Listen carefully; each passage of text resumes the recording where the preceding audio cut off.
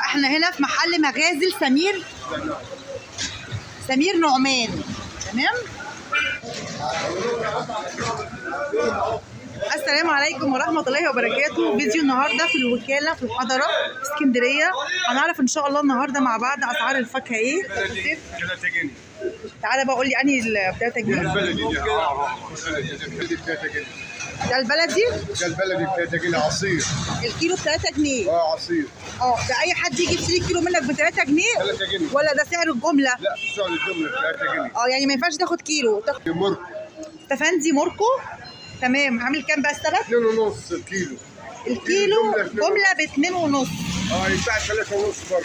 بره بيبيعوه ب 3.5، يعني لو حد جاي يشتري منك تقطعي مثلا تبيعه له ب 3.5. طب حلو جميل. ده ايه بقى الفرق بينه وبين البلدي؟ لا البلدي فيه البلدي من 10 جنيه و8 جنيه و7 جنيه. البلدي ب 10 جنيه وب 8 جنيه وب 7 جنيه. طب ده الاستفندي والبرتقال. بالنسبه للتفاح بقى؟ لا ما عندناش تفاح. ده ايه ده؟ ده رمان. بكام الرمان؟ 8 جنيه. برضه جمله ب 8 جنيه. والثبت فيه كام كيلو يا حاج؟ الثبت فيه كام كيلو؟